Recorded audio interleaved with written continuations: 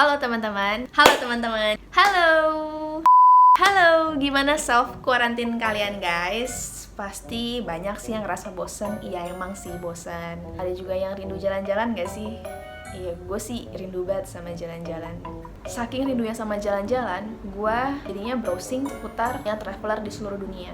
Kali aja gue dapat inspirasi gitu, gimana caranya traveling di tengah berbagai keterbatasan kayak gini. Tapi sepanjang aktivitas browsing gue, yang gue temukan malah traveler tuh yang bener-bener gokil, amazing, super bombastis, mempesona, membanggakan, pokoknya keren banget sih. Tapi emang sebenarnya menurut gue semua cerita traveling itu punya kekerenannya masing-masing. Cerita traveling sesimpel apapun tuh bisa jadi keren gitu. Bahkan kadang-kadang lo ngerasa keren atas cerita perjalanan lo dari rumah menuju Indomaret gitu, karena lo udah melewati 3 belokan dan 1 portal.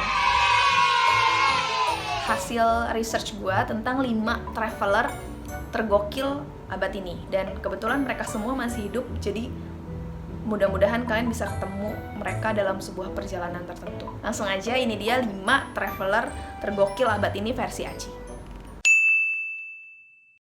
Kira Salak adalah penulis asal Amerika yang kini berusia 48 tahun. Dia dijuluki The Real Lara Croft karena dia nggak kenal takut. Dia melakukan solo traveling sejak usianya masih 19 tahun. Dia ke tempat-tempat terpencil kayak Madagaskar, Mozambikue, Zimbabwe, Bangladesh, Papua Nugini. Pokoknya tuh kayak tempat-tempat yang kayak orang males banget traveling ke situ guys, gitu loh. Salah satu perjalanannya yang paling fenomenal adalah ketika dia mengarungi sungai Niger di Afrika Barat sendirian menggunakan kayak, yaitu sejenis kapal kecil buat satu orang yang di kayu-kayu gitu loh. Dia mendayung sejauh 600 mil. Jauh banget sih, menuju Timbuktu, salah satu daerah konflik di Afrika. Petualangannya ini menjadikan dia sebagai perempuan pertama yang mengarungi sungai Niger sendirian.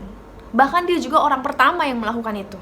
Perjalanan ini terangkum dalam buku karangannya berjudul The Cruelest Journey. Dia bercerita kalau dia melewati hari yang sepi karena nggak ada orang sama sekali di sungai itu. Dia kedinginan, kena air mulu. Dia minggir buat beristirahat di tenda melewati malam sendirian. Habis itu dia kena terik matahari, ketemu kudanil, belum lagi kena jeram, belum lagi ada arus sungai.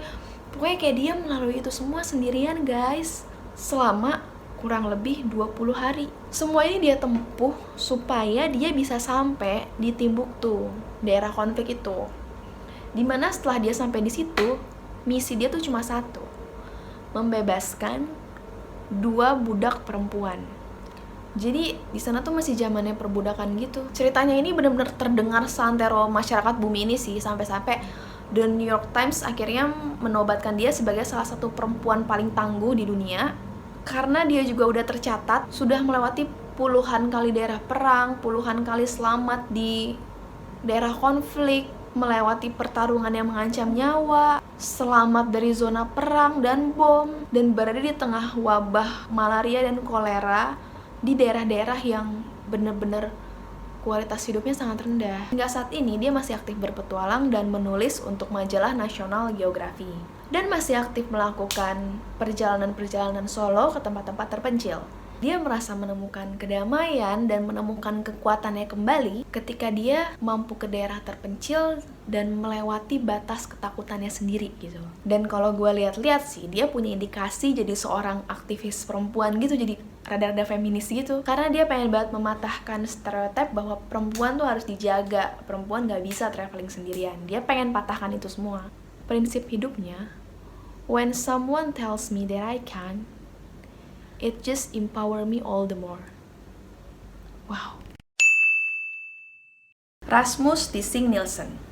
Pria kelahiran Denmark tahun 1988 ini lahir dengan cerebral palsy, sehingga mengharuskan dia untuk melakukan berbagai aktivitas di atas kursi roda sejak lahir. Tapi keterbatasannya ini malah bikin dia pengen jadi aktivis untuk menyuarakan hak-hak para disabilitas. Banyak sih kegiatan yang dia lakukan terkait hal-hal disability empowerment kayak konser para disabilitas, Terus Paul wheelchair hockey, itu kayak main bola tapi di kursi roda untuk teman-teman disabilitas, dan masih banyak lagi kegiatan-kegiatan dia terkait dunia disabilitas. Dan sejak tahun 2015 dia mulai aktif traveling ke berbagai negara dengan tetap menggunakan kursi rodanya. Kenapa menurut tim riset gue dia ini keren? Cia gitu tim riset. Karena selama dia melakukan traveling, dia juga aktif membagikan kisah-kisah travelingnya di Instagram. Dia memberikan informasi-informasi tentang bagaimana seorang pengguna kursi roda bisa tetap traveling ke negara ini, itu pokoknya ke destinasi-destinasi yang dia kunjungi. Kalian bisa lihat hasil-hasil fotonya yang keren-keren banget di @wheelchairexplorer di sini. Di akun Instagram ini, dia nge-share foto-fotonya di berbagai negara dengan sangat konseptual. Nah, gue cari tahu deh tuh siapa yang fotoin. Ternyata yang fotoin tuh beda-beda. Cuma tetap yang mengarahkan itu si Mas Rasmus ini. Jadi Mas Rasmus ini dia yang ngarahin, dia yang settingin kameranya, dia ngarahin angle-nya, dia suruh si doi dulu, coba lu jalan situ dulu, gue fotoin, cekrek. Nah, gue nanti kayak gini ya, gitu. Kayak gitu. Dia nge-briefing si fotografernya. Udah gitu setelah difoto pun, dia juga yang ngedit fotonya dengan preset yang udah dia sesuaikan dengan yang dia inginkan gitu loh. Makanya foto-fotonya kalau kita lihat tuh adem, kalau kita lihat sangat konsisten gitu warnanya. Kalau kata anak zaman sekarang sih fitnya asik gitu, fitnya asik deh gitu. Iya gak sih? Apa gue doang yang kayak gitu? Setelah diusut lebih jauh oleh tim riset gue, ternyata Bang Rasmus ini adalah seorang tim kreatif di salah satu perusahaan digital and broadcasting media. Jadi kayak dia anak agensi gitu, anak agensi. Makanya menurut gue konten dia tuh baik dari segi visual maupun naratif captionnya tuh sangat bermutu dan berkualitas tanpa menjual disabilitasnya. Sampai saat ini juga Bang Rasmus masih tetap traveling, kalau kalian beruntung bisa ketemu dia di jalan. Dan dia juga masih aktif sebagai salah satu jajaran komite di olahraga hoki untuk para disabilitas dan pengguna kursi roda. Buat kalian yang pengen tahu lebih lanjut, langsung aja bisa berkunjung ke Instagramnya Rasmus atau Explore Wheelchair. Atau kalian kalau mau lebih tahu soal bagaimana cara para pengguna kursi roda melakukan aktivitas travelingnya, kalian bisa lihat di highlightnya dan bisa langsung ask question di situ. Kayak dia anaknya sangat inspiratif dan love to share gitu sih. Carl Busby adalah seorang pria berusia 51 tahun yang berasal dari England. Dia memecahkan rekor dalam ekspedisi Goliath atau Goliath Expedition. Di ekspedisi ini dia akan keliling dunia dengan berjalan kaki, which is menempuh trek sepanjang 58.000 km. Ekspedisi ini dimulai pada November 1998 dan akan berlangsung selama 8 tahun. Jadi kira-kira selesainya tahun 2006. Tapi pada kenyataannya, karena banyak hal-hal yang tidak terduga terjadi selama perjalanan, kayak you know lah ya, jalan kaki selama bertahun-tahun tuh nggak akan semulus itu gitu. Jadi hingga akhir tahun 2019 pun ekspedisi ini belum selesai dan Carl Busby ini masih terus berjalan untuk mencapai misinya. Kalau mau ditanya di mana part kerennya, tentu banyak banget ya, karena Carl Busby ini benar-benar tetap berjalan melewati berbagai musim, 4 musim, winter, spring, fall, summer, dan dia melewati berbagai medan perjalanan yang ekstrim. Kayak ngelewatin es, gurun, jalan di atas gletser, jalan salju-salju, panas, tundra, gurun Sahara, apapun badai juga tetap dia lanjut, tetap dia jalan gitu loh. Dia nggak akan mencari jalan lain. Ya mungkin akan mencari sih, cuma kayak anaknya yaudah jalan aja gitu loh. Kayaknya sih gitu, kayak ayo jalan. Gimana sih dia? Gue nggak tahu juga sih, imajinasi gue aja. Seperti yang kita tahu, menempuh ribuan kilo itu tuh nggak semulus lengan Anya Geraldine. Pada tahun 2008, dia terpaksa tertahan di Meksiko karena dia nggak mendapatkan izin untuk melanjutkan perjalanan ke Rusia karena nggak tembus visanya. Karena hambatan ini terlalu lama, jadi beberapa sponsor juga menarik sponsornya terhadap Goliath Expedition ini. Akhirnya dia kehilangan sponsor, nggak bisa kemana-mana, dan ya udahlah dia akhirnya berdiam dulu, menenangkan diri dulu di Meksiko. Dia hampir putus asa karena terpaksa dia harus berhenti gitu. Nah, sambil cari-cari sponsor baru, akhirnya dia dapetin sponsor baru di tahun 2010. Dan di tahun itu pula dia diundang oleh pemerintah Rusia untuk berkunjung. Akhirnya dia pun lanjut jalan lagi sampai sekarang.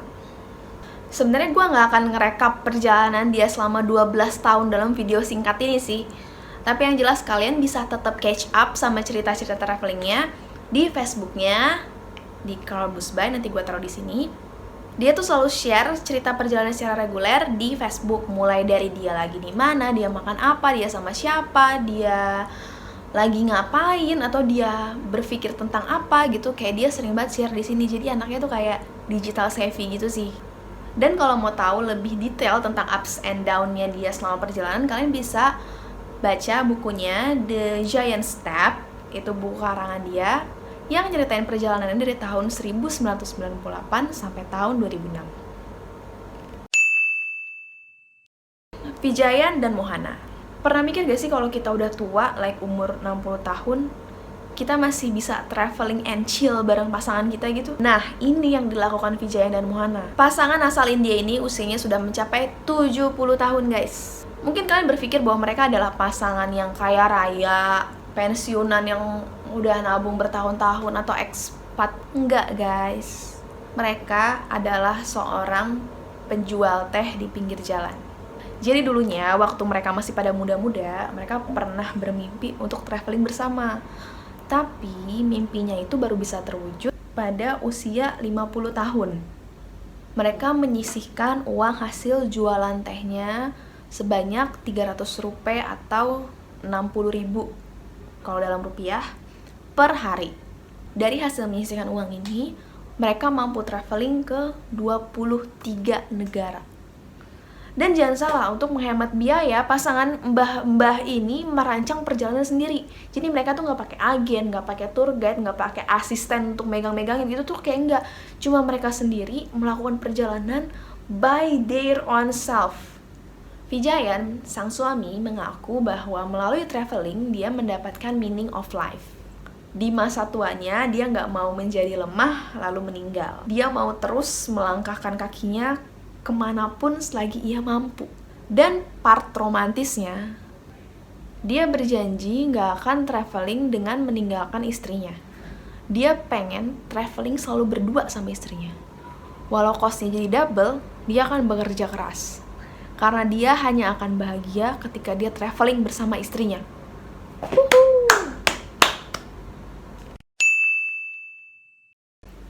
Yang terakhir ada Mike Libecki. Mike Libecki adalah seorang pria kelahiran California, Amerika Serikat yang merupakan explorer sejati. Bang Mike ini udah menjalani lebih dari 60 expedition yang super ekstrim. Keahliannya dalam hal climbing, skiing, mountaineering membuatnya bisa menjangkau daerah-daerah di seluruh dunia yang nggak bisa, bahkan nggak mungkin untuk dikunjungi oleh manusia. Tuh, bahkan dia sering banget datang ke beberapa tempat yang sebenarnya itu tuh belum ada di globe gitu. Dia yang nemuin gitu. Jadi tempat itu belum pernah diidentifikasi oleh siapapun. Berawal saat dia pertama kali nyobain climbing di Yosemite National Park di California saat usianya masih 17 tahun. Dia mulai ngerasa kalau kayaknya olahraga ekstrim tuh passion gue deh. Terus dia kecanduan tuh manjat tebing. Menurut dia menyentuh bebatuan, ada rasa keraguan saat semakin tinggi dia manjat. Terus selama manjat dia punya penasaran apa yang ada di atas sana. Itu tuh jadi energi sendiri gitu buat dia memanjat lebih tinggi lagi. Sejak kecanduan dia untuk datang ke tempat-tempat yang sebenarnya sangat ekstrem buat dilalui, dia mulailah mengembangkan kemampuannya di dunia outdoor. Kayak dia mountaineering juga akhirnya, skiing juga akhirnya, pokoknya kayak ya kemampuan-kemampuan yang laki banget gitu deh.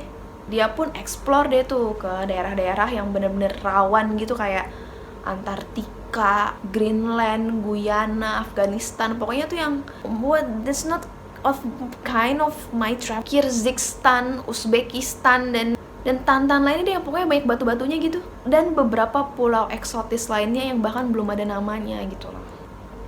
Akhirnya pada tahun 2013 dia dinobatkan oleh National Geographic sebagai National Geographic Adventurer of the Year karena komitmennya untuk terus menjelajahi tempat paling terpencil di muka bumi ini. Wow, the real adventure sih kalau menurut gue.